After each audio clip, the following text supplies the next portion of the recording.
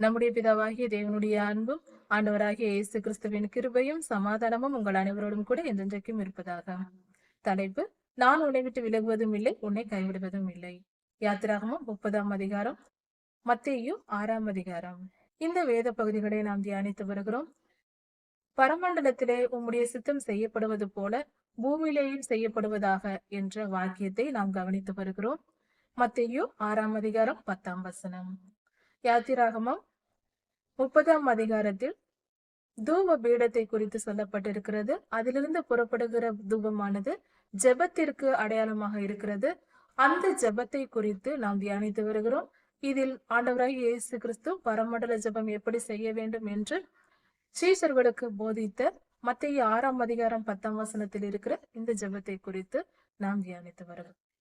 உம்முடைய சித்தம் பரமண்டலத்தில் செய்யப்படுவது போல பூமியிலேயும் செய்யப்படுவதாக. உம்முடைய சித்தம், சித்தம் என்றால் கர்த்தருடைய விருப்பம், அவர் விரும்புகிற காரியம். ஒரு விஷயத்தை, இந்த விஷயங்கள் இப்படிதான் நடக்க வேண்டும் என்று கர்த்தர் எதை விரும்புகிறாரோ அது அவருடைய சித்தமாய் இருக்கிறது. கர்த்தருடைய சித்தம் பரமண்டலத்தில் செய்யப்படுகிறது. பரமண்டலம் முழுவதும், பரலோகம் முழுவதும் கர்த்தருடைய சித்தத்தின்படி இயங்குகிறதா இருக்கிறது. இந்த பூமியையும் கர்த்தர் அப்படிதான் படைத்தார்.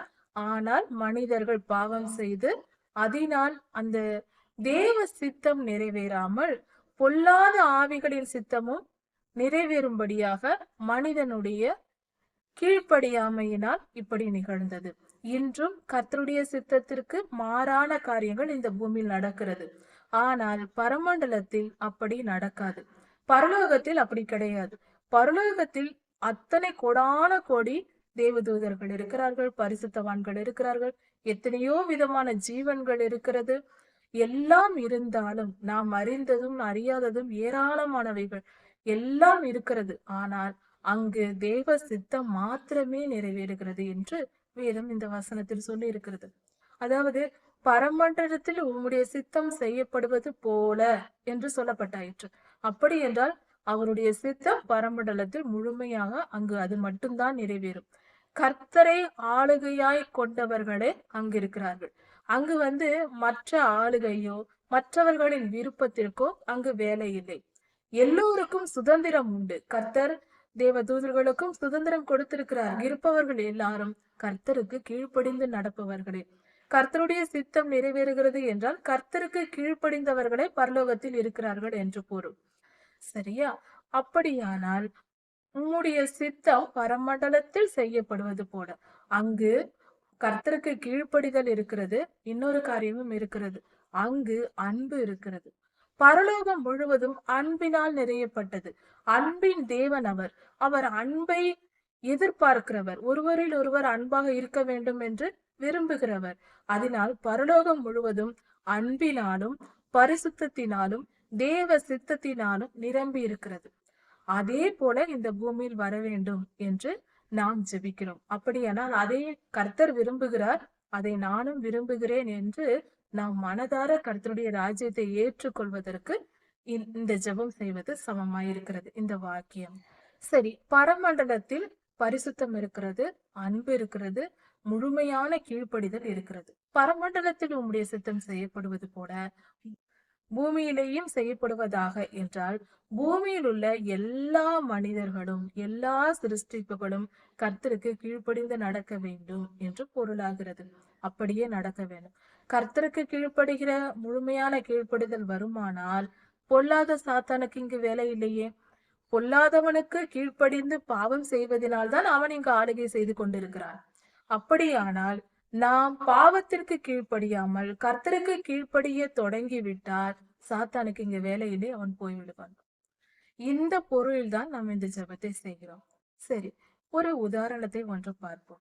சாலையில் பயணம் செய்ய வேண்டும் என்றால், ஒரு கார் ஓட்டிக்கொண்டு செல்ல வேண்டும் என்றால் அதற்கு ஒரு சில சட்ட திட்டங்கள் இருக்கிறது. அதாவது நாம் செல்லும் போது எதிரில் கார் வந்தால் நாம் என்ன செய்ய வேண்டும்? இடதுபுறமாக ஒதுங்கி செல்வோம், காரை ஓட்டி செல்வோம். இது இந்திய தேசத்தின் சட்டமாக இருக்கிறது. சில நாடுகளில், வேறு சில நாடுகளில் போகும்போது அங்கு நாம் காரை ஓட்டி செல்கிறோம், எதிரில் ஒரு வாகனம் வந்தால் வலதுபுறம் திரும்பி போவார்கள். இப்படி சட்டம் இருக்கிறது. சரி. ஒருவேளை நாம் இந்திய தேசத்தில் கார் ஓட்டி பழகியவர்களாக நாம் இருக்கிறோம். நாம் வெளிநாட்டிற்கு செல்லுகிறோம். அங்கு போய் நாம் கார் ஓட்டிக்கொண்டு போகிறோம். எதிரில் ஒரு வாகனம் வருகிறது. நம்மளுடைய பழக்கம் என்ன? இடது பக்கமாக நாம் ஒதுங்குவோம். ஆனால் எதிரில் கார் ஓட்டிக்கொண்டு வருகிறவர் எப்படி வருவார்? அவர் நாம் வலதுபுறம் திரும்புவோம் என்று நினைத்து அவர் நமக்கு எதிராக வருவார். அவர் எந்த பக்கம் போகிறாரோ அதே பக்கம் போய் நாம் முட்டிக்கொள்வோம். ஆக்சிடென்ட் நடக்கும். ஏனெனில் நம் தேசத்தின் சட்டத்திட்டத்தை அதற்கு முரண்பாடான தேசத்தின் சட்டத்திட்டத்தோடு போய் நாம் அங்கு இதை செயல்படுத்தினால், இந்திய தேசத்தின் சட்டத்தை வெளிநாட்டில் போய் நாம் செயல்படுத்தினால் இப்படிதான் நடக்கும். இது தவறல்லவா? கண்டிப்பாக தவறு. அதனால் தீமைதான் விளையும். அதே போலதான் இவ்வுலக வாழ்க்கையின் சட்டத்திட்டங்கள் பரலோகத்தில் செல்லாது. பரலோகத்திற்கென்று சட்டத்திட்டங்கள் இருக்கிறது. அந்த சட்டத்திட்டங்களை நாம் கற்றுக்கொண்டால்தான் நம்ம அந்த தேசத்திற்குள் போக முடியும். இவ்வுலக வாழ்க்கையில் வாழ்கின்ற சாதாரண மனித வாழ்க்கைக்கு நம் தேசத்தில் இருக்கிற சட்டத்திட்டங்கள் அடுத்த தேசத்திற்கு ஒவ்வாது என்று சொல்லும் போது ஒத்துக்கொள்ளாது. அது ஏற்றுக்கொள்ளப்பட மாட்டாது. நான் இந்தியாவில் இப்படிதான் கார் ஓட்டுவேன், நான் அமெரிக்காவில் நான் அப்படிதான் ஓட்டுவேன் என்று அங்கு போய் பேசினால் நம்மை ஜெயிலில் தான் பார்க்கலாம். அதே போல இவ்வுலகம் பாவத்தினால் நிரம்பி இருக்கிறது. பாவ சட்டத்திட்டங்களை நாம் பரலோக ராஜ்யத்தில் பின்பற்ற முடியாது. அதனால் நாம் என்ன செய்ய வேண்டும்? பாவத்தை விட்டு விலகி மனம் திரும்பி பரலோக சட்டத்திட்டங்களை நாம் கற்றுக்கொள்ள வேண்டும். நித்திய ஜீவனுக்குள் போக வேண்டும். நான் இறந்த பின்பு நரகத்திற்கு போகக்கூடாது, பரலோக ராஜ்யத்தில் போய் கர்த்தரோடு வாழ வேண்டும் என்று எல்லோரும் விரும்புவோம். ஆனால் அங்கு போவதற்கு நாம் என்ன செய்ய வேண்டும்? முதலில் டிக்கெட் எடுக்க வேண்டும். இரண்டாவது, அங்க இருக்கிற சட்டத்திட்டங்களை நாம் கற்றுக்கொள்ள வேண்டும். பின்பு அதற்கு நம்மை தகுதிப்படுத்திக் கொள்ள வேண்டும். அதற்குரிய பலம், நமக்கு தேவையான பொன் பொருள் போன்றவற்றை சேர்த்து கொள்ள வேண்டும். அப்பொழுதுதான் நாம் நித்திய ஜீவனை சுதந்திரித்துக் கொள்ள முடியும். அப்படி என்றால் என்ன? முதலில் டிக்கெட் எடுக்க வேண்டும். அது நாம் முதலில் ஆண்டவராகிய இயேசு கிறிஸ்துவின் இரத்தத்தால் கழுவப்பட்டு ரட்சிக்கப்பட்டவர்களாக இருக்க வேண்டும். பரிசுத்த ஆவியின் அபிஷேகம் பெற்றவர்களாக இருக்க வேண்டும். இதுதான் நாம் டிக்கெட் எடுப்பதை போன்ற ஒரு காரியம். ஊமையாக சொல்லுகிறோம். அதை செய்ய வேண்டும். அடுத்தது, அங்கிருக்கிற பரலோக சட்டத்திட்டங்களை நாம் அறிந்து கொள்ள வேண்டும். அது என்ன? பரலோகத்தில் என்ன சட்டத்திட்டங்கள் இருக்கிறது? அன்பு, கீழ்ப்படிதல், பரிசுத்தம். இவைகள் எப்படி நாம் கற்றுக்கொள்வது? அதைதான் சட்ட புத்தகமாக எழுதி நம் கையில் கர்த்தர் கொடுத்திருக்கிறாரே, பரிசுத்த வேதாகமம் என்று, பைபிள். அதை படித்துதான் நாம் தெரிந்து கொள்ள வேண்டும்.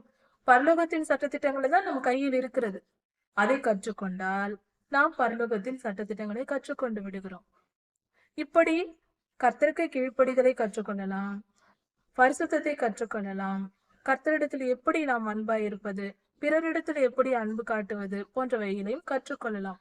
எல்லாவற்றையும் எழுதி நம் கையில் ஆண்டவர் கொடுத்திருக்கிறார் வேத புத்தகமாக. அதை நம் இருதயத்தில் எழுதி கொண்டால், நாமும் எழுதி கொண்டு அதன்படி நடந்தால் நித்திய ஜீவன் நிச்சயம் உண்டு. சிலர் நினைக்கலாம், நித்திய ஜீவனுக்குள் நான் போய்விடுவேன் என்று. விசுவாசிக்க வேண்டுமா இல்லையா? விசுவாசிக்காமல் எதையும் பெற முடியாது. விசுவாசிக்க வேண்டும் என்றால் அதற்கென்று ஒரு நிலை வேண்டும். முழுமையாக மனித பலத்தால் நித்திய ஜீவனுக்குள் போக முடியாது. அது எல்லாருக்கும் தெரிந்ததே. ஆனால்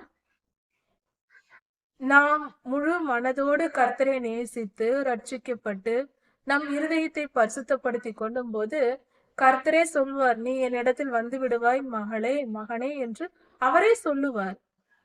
அவர் சொன்ன பின்பு நமக்கு ஏன் அதை குறித்து சந்தேகம்? நிச்சயமாக நான் பரலோகத்திற்கு செல்வேன் என்று சொல்லலாமே. கர்த்தர் சொல்லிவிட்டார் என்றால் அது அப்படியே நடக்கும். நாம நிதானிக்க முடியாது. ஆனால் கர்த்தர் சொன்னதை கேட்டு சொல்லலாம் அல்லவா? அதனால் நித்திய ஜீவனுக்குள் போக முடியும் என்று நம்மை நாமே எப்படி நிதானிப்பது என்றால், போக முடியும் என்று விசுவாசிப்பதற்கே ஒரு பரிசுத்த நிலை வேண்டும். அந்த நிலையாவது நாம் அடைய வேண்டாமா? போவதற்கு நம்மை தகுதிப்படுத்திக் கொள்ள முடியாது, நமக்கு நாமே செய்ய முடியாது. விசுவாசிப்பதற்காகவாது நம்மை தகுதிப்படுத்திக் கொள்ளலாம் அல்லவா? விசுவாசம் என்பதே ஆவியின் மண்டலத்தின் நிகழ்வு. ஆவியின் மண்டலத்தில் நடந்தால் நிச்சயத்திலும் நடக்கும். நாம் விசுவாசத்தோடு இருக்க வேண்டும் என்றால் கண்டிப்பாக அது முடியும். ஒரு சிறு விளக்கத்தை பார்க்கலாம். ஒரு பெண் ஒரு திருமணத்திற்காக ஒரு மாப்பிள்ளைக்கு நிச்சயிக்கப்பட்டிருக்கிறார். அப்பொழுது அந்த பெண் நினைப்பார், இந்த மணமகன் என்னை கண்டிப்பாக நிச்சயமாகிவிட்டது, நிச்சயதார்த்தமாய் முடிந்து விட்டது. அதனால் எனக்கு நிச்சயம் திருமணம் நடக்கும் என்று நம்பிக்கையோடு தான் காத்திருப்பாள். 100% அவளால் சொல்ல முடியுமா? தடைப்படவும் வாய்ப்பு இருக்கிறது. ஆனால் அவள் நிச்சயமாக நம்புவாள். காரணம், எனக்கு நிச்சயம் நடந்து விட்டது என்று. அதே போலதான் நாம் பரிசுத்தமாக்கி நம்மை நாம் பரிசுத்தமாக்கி கொண்டால், நம்மால் முடிந்தவரை நாம் வேதத்தை தியானித்து அதை நோக்கி பிரயாணித்தால், கர்த்தருக்கு ஒப்பு கொடுக்கும் போது நமக்குள் தானாக விசுவாசம் வரும். அந்த விசுவாசம் வெற்றியையும் தரும். கர்த்தரால் தரும். நாம் விசுவாசிக்கும் போது கர்த்தர் அந்த நித்திய ஜீவனை நமக்கு தருவார். விசுவாசித்தும் பெற்றுக்கொள்ளலாம் அல்லவா? விசுவாசிக்க வேண்டும் என்றால் பாவமுள்ள இருதயத்தில் விசுவாசம் வராதே. பாவத்தையே நாம் சுமந்திருக்க வேண்டும். பாவத்தின் மேலே நாட்டமாய் பிரியமாய் இருப்பவர்களால் விசுவாசிக்க முடியாது. பாவத்தை வெறுக்கிறவர்களால் தான் விசுவாசிக்க முடியும். கர்த்தருடைய வார்த்தைகளை கர்த்தரையே விசுவாசிக்க வேண்டும் என்றால் பாவத்தின் மேல் இருக்கிற விருப்பம் போக வேண்டும். இப்படியாக பரிசுத்தமான வாழ்க்கை என்பது கர்த்தரிடத்திலிருந்து தான் நமக்கு கிடைக்கும். ஆனால் நாம் முழு மனதோடு விரும்பி முழு பலத்தோடு நாம் முயற்சி செய்யும் போது கர்த்தர் நமக்கு தருவார். நாமே விருப்பம் இல்லாம இருந்தால் அவர் கட்டாயப்படுத்தி நமக்குள் திணிப்பார் என்று எதிர்பார்க்க வேண்டாம். அவர் அப்படி செய்ய மாட்டார். முழு சுதந்திரத்தோடு முழு விருப்பத்தோடு என்னிடத்தில் வந்தால் நான் உனக்கு தருவேன். அவர் சொல்லி இருக்கிறாரே, என்னிடத்தில் வருகிறவனை நான் புறம்பே தள்ளுகிறதில்லை என்று. அவரிடத்தில் நாம போனால் அவர் தள்ளிவிட மாட்டார், ஏற்றுக்கொள்வார். நான் போகவே மாட்டேன், கர்த்தரனை ஏற்றுக்கொள்வாரா என்றால் போகாமல் எப்படி தெரியும்? விதண்டாவாதம் வேண்டாம். கர்த்தர் பெரியவர், அவர் மிகவும் நல்லவர், அன்பின் ரூபமானவர். அவரிடத்தில் போய் போட்டி போடக்கூடாது, தாழ்மையா ஏற்றுக்கொள்ள வேண்டும். பரமண்டலத்தில் உம்முடைய சித்தம் செய்யப்படுவது போல பூமியிலேயும் செய்யப்படுவதாக. அவருடைய சித்தம் முழுவதும் பரமண்டலத்தில் செய்யப்படுகிறது. அதே போல உம்முடைய ஆளுகை இந்த பூமியிலும் வர வேண்டும் ஆண்டவரே என்று மனதார நாம் விரும்பி நாம் ஜெபிக்க வேண்டும். கர்த்தருடைய சித்தம் இந்த பூமியில் வர வேண்டும் என்றாலும், நம்முடைய தனிப்பட்ட வாழ்க்கையில் வர வேண்டும் என்றாலும் பரிசுத்த ஆவியானவர் ஆளுகை செய்ய வேண்டும். பரிசுத்த ஆவியானவர் நம் ஆவியை ஆளுகை செய்யும் போது நாம் பரிசுத்தவான்களாக மாறுவோம். அப்படி எல்லோரும் மாறும்போது இந்த பூமியும் பரிசுத்தமானதாக மாறும். கர்த்தருடைய வருகையும் இருக்கும். கர்த்தருடைய 1000 வருட அரசாட்சியும் இங்கு நடக்கும். கர்த்தருடைய 1000 வருட அரசாட்சியில் இந்த பூமியில் பொல்லாத ஆவிகள் இருக்காது. எல்லாம் பாதாளத்தில் தள்ளி அடைக்கப்பட்டு விடும். அந்த நேரத்தில் தான் நமது ஆண்டவராகிய இயேசு கிறிஸ்து ராஜாதி ராஜாவாக நம் மத்தியில் வாழ்ந்து நம்மோடு கூட இருந்து நம்மை ஆளுகை செய்ய போகிறார். அவருடைய ஆளுகையில் நாம் எல்லாம் பங்கு பெற போகிறோம். அவரை பார்த்து மகிழ போகிறோம். அவரோடு கூட வாழ்ந்து நாம் மகிழ போகிறோம். அப்படிப்பட்ட நாளை மிக சமீபத்தில் வைத்திருக்கிறோம். சந்தோஷப்படுவோம், களி கூர்ந்து மகிழ்வோம். கர்த்தருடைய வருகைக்காக அவருடைய 1000 வருட அரசாட்சி வருகிறது என்று சந்தோஷப்பட்டு மகிழ்ந்து களி கூறுவோம். அதற்கு முன்பாக உபத்திரவ காலம் இருக்கிறது, மகா உபத்திரவ காலம் இருக்கிறது, துன்பம் இருக்கிறது, உண்மைதான். ஆனால் அது கொஞ்ச காலம்தான். அந்த காலத்திலும் கர்த்தர் நம்மோடு இருந்து நம்மை காப்பார். விசுவாசிப்போம், உறுதியா இருப்போம், கர்த்தரை நம்புவோம், கர்த்தரிடத்தில் அன்பு கூறுவோம். உபத்திரவங்களை காலால் மிதித்து போட்டு வருகிற சந்தோஷத்தை ஏற்றுக்கொள்வோம். 1000 வருட அரசாட்சியை நினைத்து பார்த்து சந்தோஷப்படுவோம். அதை ரசித்து பார்ப்போம், அதை எதிர்பார்த்து காத்திருப்போம்.